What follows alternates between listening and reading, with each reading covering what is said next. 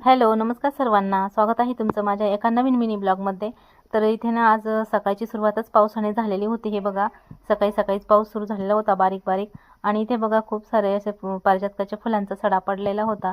हे बघा, आणि बारीक असा पाऊस चालूच होता.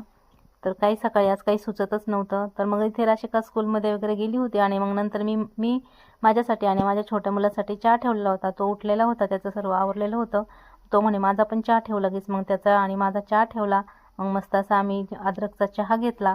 आणि चहा वगैरे घेऊन झाल्यानंतर इथे बघा, आता राशिकाला मी हुलग्याची आणि हरभऱ्याची मिक्स अशी उसळ बनवलेली होती. तर ती कढईतून मी काढून घेतली आणि आता मला बनवायचा होता स्वयंपाक. तर कालची होती एकादस, मग मला इथं स्वयंपाक करायचा होता. तर मग इथे मी दूध लगेच तापायला ठेवलेलं होतं आणि मग नंतर आता मी लगेच स्वयंपाक वगैरे करून घेतला. तर काय माझं काही स्वयंपाकाचं नियोजन नव्हतं. तर मग मी काही उपास सोडायला इथं बटाट्याची भाजीच केली झटपट पिवळ्या मसाल्याची. आणि भाजी केल्यानंतर मग लगेच मी बाजरीच्या भाकरी केल्या होत्या.